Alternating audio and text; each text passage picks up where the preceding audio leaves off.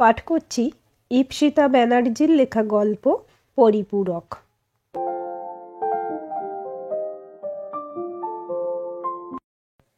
ফটোশ্যুটের জন্য তৈরি হচ্ছিল অভিপ্সা।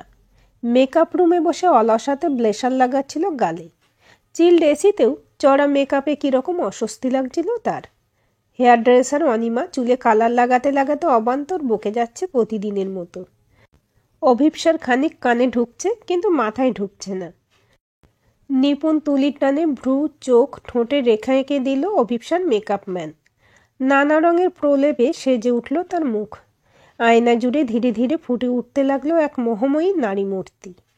সুগঠিত দেহবল্লরী আঁকড়ে ধরল সুদৃশ্য পশ্চিমী রেশমি পোশাক। সাজসজ্জা সম্পূর্ণ করে আয়নায় নিজের অবয়ব দেখতে দেখতে নিজেই কেমন মুগ্ধ হয়ে যাচ্ছিল অভিপ্সা। তারই সঙ্গে বুকের মধ্যে ঢেউ খেলেই উঠছিল প্রবল কষ্ট। প্রতিবারের মতো এবারও কানের কাছে প্রতিধ্বনির মতো বেজে উঠল সেই চিরপরিচিত জলদগম্ভীর অভিযোগ। কি এমন সুন্দরী, ডানা কাটা পরি তুমি! না আছে রূপ, না আছে গুণ, তা সত্ত্বেও আমার মতো একজন প্রতিষ্ঠিত লোককে বিয়ে করবে বলে ভাবছ? আমি তো কোনচার, কোনো সাধারণ ছেলেও তোমার দিকে ফিরেও তাকাবে না। আর প্লিজ বারবার আমায় বিরক্ত করতে এসো না। দুহাত দিয়ে কান চেপে আয়না থেকে মুখ ফিরিয়ে নিল অভিপ্সা। সত্যিই তো, আজ সে প্রতিষ্ঠিত মডেল। এত নাম ডাক, এত রূপের প্রশংসা, সত্যিই কি তার? নাকি কেবলমাত্র তার বহিরঙ্গের? তার নিজের স্বাভাবিক রূপে কেউ কি তাকে মেনে নিতে পারবে? প্রমিত এক মনে ক্যামেরার লেন্স ঠিক করছিল, লাইটম্যানদের নানা রকম নির্দেশ দিচ্ছিল। একটি নামকরা পোশাক নির্মাতা কোম্পানির অ্যাডের শুটিং শুরু আজ। প্রচুর টাকার বাজেট, সঙ্গে আবার নামি মডেল। নিজেকে মনে মনে আত্মস্থ করছিল সে। যদিও এখন ফটোগ্রাফার হিসেবে বেশ নাম ডাক্তার, তবু রোজ রোজ এরকম বিখ্যাত মডেলের ছবি তোলার সুযোগ তার আসে না। ছবি তোলা ছাড়া আর কী বা করতে পারত সে? কোনো মতে টেনে টুনে গ্র্যাজুয়েট হয়ে তো আর বিশাল কিছু চাকরি জোটানো যায় না। অগত্যা শেষমেশ পেট চালানোর তাগিদে নেশাটিকেই পেশাতে পরিণত করা। গত 2 বছর ধরে ক্যামেরার সামনে বিভিন্ন ভঙ্গিতে বিভিন্ন রকমের পোশাকে ডজন ডজন পোর্টফোলিও করতে আসা মডেলদের দেখে দেখে প্রমিতের চোখ পচে গেছে। কয়েক পরত মেকআপের তলায় চাপা পড়ে যায় তাদের আসল স্বাভাবিক সৌন্দর্য। ওই কৃত্রিম হাসি, মেকি মুখভঙ্গি, অশ্লীল দেহবিভঙ্গকেই ক্যামেরাবন্দি করতে হয় তাকে পেশার খাতিরে। বাহ্যিক আড়ম্বরে মগ্ন থাকতে থাকতে দেহের খোলস ছাপিয়ে অন্তরের স্বাভাবিক সৌন্দর্য দেখার আর সময় হয় না তার। আজকের কাজটা ভালোই ভালোই উতরলে প্রমিতের সামনে একটা বিশাল দরজা খুলে যাবে। তাকে আর পিছনে ফিরে তাকাতে হবে না। শিয়ালদহের ওই এক কামরার ভাড়া বাড়ি ছেড়ে অন্তত একটা নিজস্ব ফ্ল্যাট ভাড়া করতে পারবে সে। আগে যা পেয়েছে সবই তো ক্যামেরা কেনার লোন শোধ করতে বেরিয়ে গেছে। এরপরে আরও এরকম কয়েকটা বড় কাজ পেলে একটু আর্থিক স্বাচ্ছন্দ্যের মুখ দেখতে পাবে সে। সচ্ছলতা এলে প্রমিত আর থাকবে না এই কৃত্রিমতার দুনিয়ায়। শুধু নেচার ফটোগ্রাফিকেই তার কেরিয়ার বানাবে। যা কিছু স্বাভাবিক, নির্মল, শুদ্ধ, তারই সৌন্দর্য আস্বাদন করবে, আর তাকে অমরত্ব দান করবে তার লেন্সের মাধ্যমে। অভিপ্সা কোনো দিকে না তাকিয়ে বেশ বুঝতে পারছিল ফ্লোরের সবাই বেশ তটস্থ হয়ে উঠেছে তার আগমনে। সময়ের ব্যাপারে বরাবরই সে নিখুঁত। এই পেশায় প্রথম প্রথম তাকে ফ্লোরে দীর্ঘক্ষণ বসিয়ে রাখা হতো, তারপর হয়তো বাতিল করে দেওয়া হতো শ্যুট। বহুবার এরকম হয়েছে। ট্রায়ালে যে পোশাক দেখানো হয়েছে, আসল সময়ে তার বহর অদ্ভুতভাবে খুব ছোট হয়ে গেছে। তাছাড়া নানা রকম কুপ্রস্তাব দেওয়া, এক্সট্রা হিসেবে কাজ করলে টাকা কড়ি না মেটানো, এসব তো ছিলই। তবু অভিপ্সা দাঁতে দাঁত চেপে তার লড়াই চালিয়ে গিয়েছিল। বাবা মা সবসময় তার পাশেই ছিল, তাই কোনো রকম নোংরা সমঝোতা হয়তো তাকে করতে হয়নি। কিন্তু মাঝে মাঝে ক্লান্ত হয়ে পড়তো মানুষের সততা নিচতা দেখে। আজ প্রায় বছর 3 অমানসিক পরিশ্রমের পর আজ সে পায়ের নিচে শক্ত জমি খুঁজে পেয়েছে নিজের যোগ্যতায়। এখন তার অঙ্গুলি হেলনে চলে ইন্ডাস্ট্রির লোকজন। আজকাল খুব বাছাই করে কম কাজ করে অভিপ্সা। তবে ধীরে ধীরে এই মডেলিং জগৎ থেকে নিজেকে গুটিয়ে নেওয়ার কথাই সে ভাবছে আজকাল। সিনেমা থেকে আসা অভিনয়ের 1000 প্রস্তাব সে অবলীলায় ফিরিয়ে দিয়েছে। শুধু একজনের চ্যালেঞ্জের জবাব দিতেই তার এই পেশায় প্রবেশ। অভিপ্সা যে আজ মডেল হিসেবে প্রতিষ্ঠিত হতে পেরেছে, এটাই হয়তো তার যুদ্ধ জয়। তবু আজকাল এত প্রশংসা, এত স্তবকতার চাপে কেমন দম বন্ধ লাগে। তাকে প্রেম নিবেদনের, বিয়ে করার লোকের কোনো অভাব হয়তো আজ আর নেই, কিন্তু অভিপ্সার তাকিয়ে দেখার প্রবণতা হয় না কাউকে। বড় মেকি, বড় আপেক্ষিক মনে হয় এইসব নাম, যশ, খ্যাতি। সে জানে কৃত্রিম রূপ, রং, অর্থ আর অবস্থার মোহকেই আঁকড়ে ধরতে চায় লোকে। সে তো এক উপলক্ষ মাত্র। হঠাৎ ফ্লোর চুপচাপ হয়ে যেতে প্রমিত লেন্স থেকে মুখ তুলে তাকালো। বিখ্যাত মডেলটি সামনে উপস্থিত। চোখ পড়ল ঘড়িতে, কাঁটায় কাঁটায় 2টো। যাক, এনার সম্পর্কে বাজারে যা শোনা যায় তা তাহলে মিথ্যা নয়। তবে অহংকারী, নাক উঁচু, খুঁতখুঁতে এসব তকমাও যদি সত্যি হয়ে থাকে, তাহলে আজ তার কপালে হয়তো বিপদ আছে। একবার শুধু চোখ তুলে তাকিয়ে আবার লেন্সে মন দিয়েছে প্রমিত। রূপটানের কারসাজিতে অতীব সুন্দরী লাগলেও আহামরি যে কিছু রূপসী মডেলটি নন, তা এক লহমাতেই বুঝে নিয়েছে প্রমিত। তবে শারীরিক গঠন বেশ আকর্ষণীয়, তাই পোশাকের বিজ্ঞাপনে এরকম 1 নম্বর জায়গাটি এর দখলে। আজ ম্যাগাজিনের জন্য শুধু স্টিল ফটো তোলা হবে, টিভিতে প্রমোশনের জন্য ভিডিও শুটিং হবে পরে, আউটডোরে। প্রমিতের মনে হলো মডেলের রাইট অ্যাঙ্গেলটাই বেশি প্রমিনেন্ট হবে পোশাকগুলো সম্পূর্ণ দেখানোর জন্য। পশ্চিমী পোশাকের ফ্লোরাল প্রিন্টগুলোকে হাইলাইট করার দিকেই আসল নজর তার। হঠাৎ হাসি থেমে গেল প্রমিতের। এক ভুল আর কতবার করবে সে? বেশ কয়েক বছর আগের এক সন্ধ্যার কথা মনে পড়ে গেল। গোধূলি আকাশে তখন অস্তগামী সূর্য তার সব রং ঢেলে দিয়েছে। ক্যামেরা তখন ছিল না প্রমিতের, সাথে ছিল প্রাক্তন প্রেমিকা। তার হাতে দামি ফোন। লোভ সামলাতে পারেনি সে।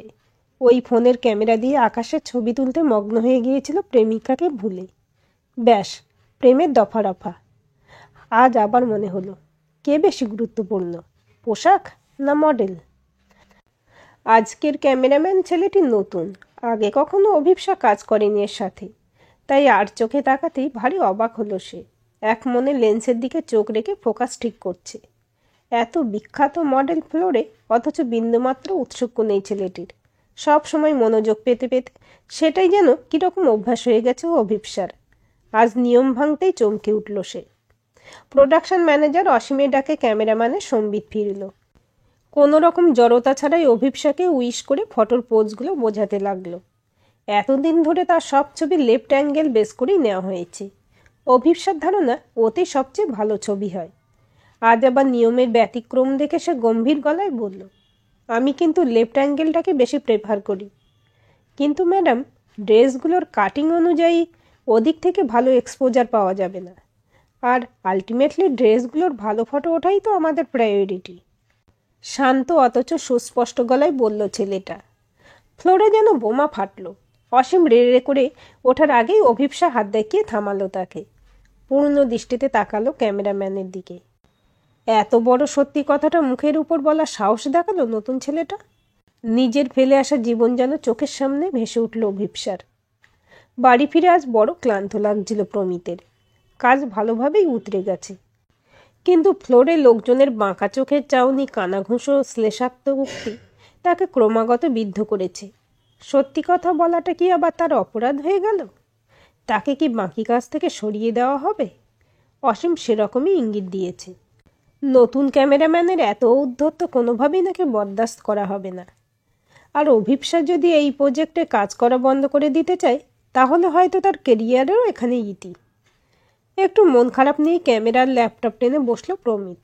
আজকের ছবিগুলো কয়েকজনকে মেল করতে হবে, সেই তালিকায় অভিপ্সাও আছে। ছবিগুলো এনলার্জ করে খুঁটি খুঁটি দেখছিল সে। অভিপ্সার মুখটা যতটা স্বাভাবিক করে তোলা যায় সেটাই চেষ্টা করেছে সে। অন্যান্য ছবিতে যতটা রূপগর্বী, অহংকারী দেখায়, এখানে সেরকমটা নয়। ভীষণ শান্ত, স্নিগ্ধ, পরিশীলিত রূপে তাকে দেখা যাচ্ছে। ড্রেসের প্রমিনেন্সেও বজায় আছে সমান তালে। না, খুব একটা মন্দ হয়নি। এখন দেখা যাক কি আছে তার ভাগ্যে। একটু পরেই মোবাইলটা বেজে উঠল প্রমিতের। অচেনা নাম্বার। ফোন তুলতেই অভিপ্সার গলা শুনতে পেল।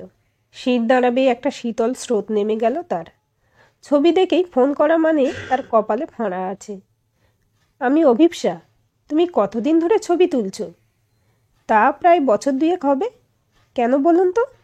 ছবিগুলো কেমন হয়েছে? সেটা বলতেই ফোন করলাম। ওই অ্যাঙ্গেল থেকে আমায় একদম অন্যরকম লাগছে। চেনাই যাচ্ছে না। আসলে এই প্রোডাক্টের ট্যাগলাইন তো ওয়্যার ফর এভরিওয়্যার, তাই একটু ক্যাজুয়াল লুক এনেছি। ওটাই তো মুশকিল হয়েছে, ফটোগুলোতে যে পুরো নিজেকেই দেখতে পাচ্ছি।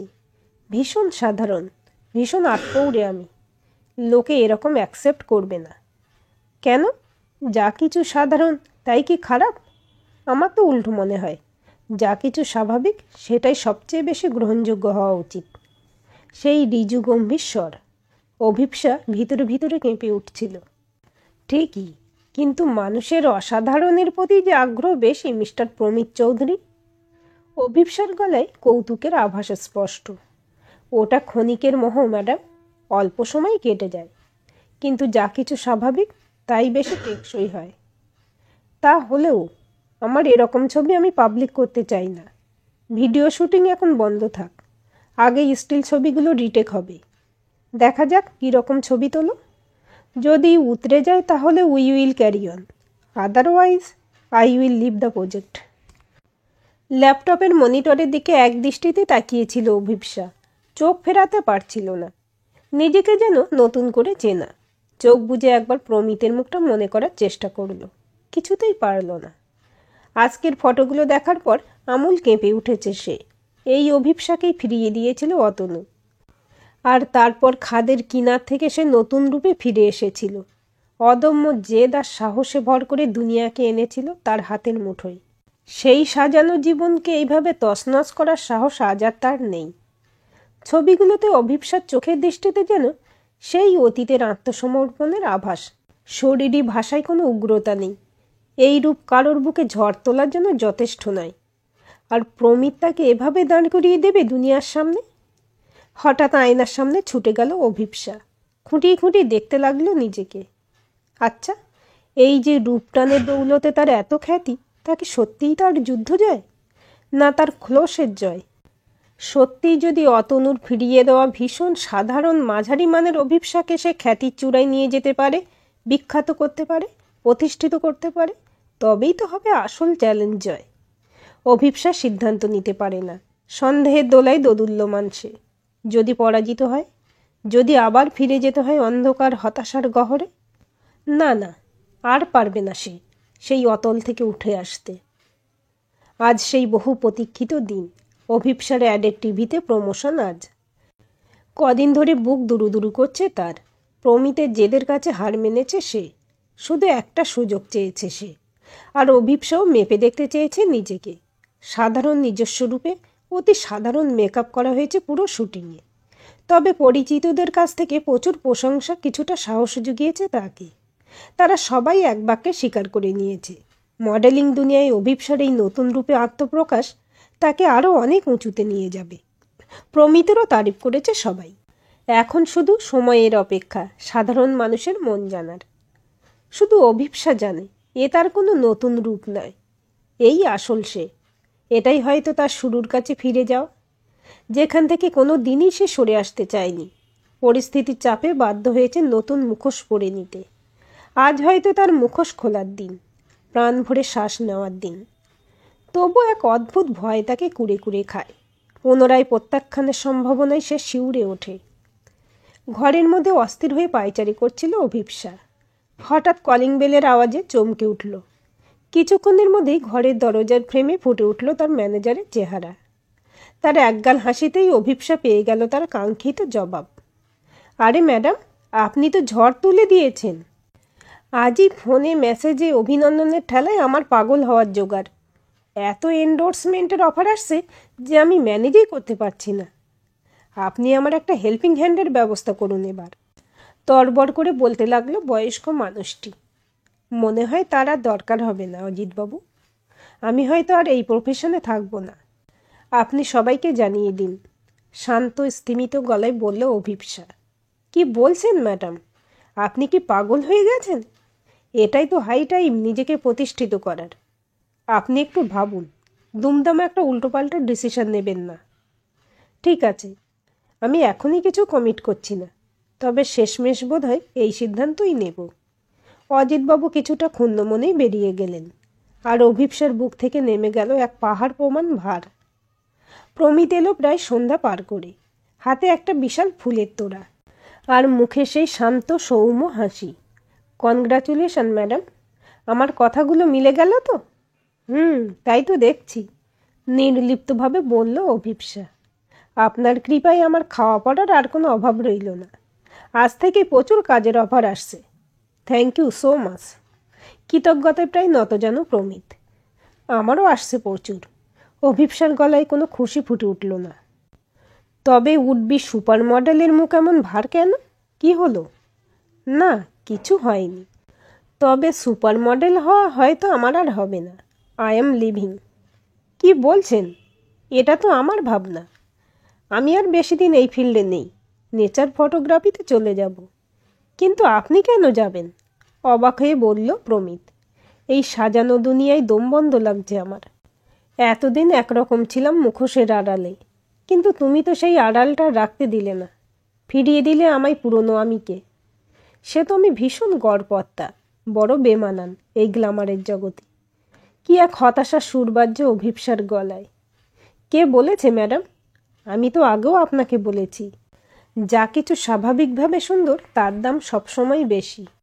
আপনি তো এখন নিজের সৌন্দর্যেই এখানে জায়গা করে নিয়েছেন। আর তো ফেরার দরকার নেই। পথ তো আপনি খুঁজে পেয়েই গেছেন।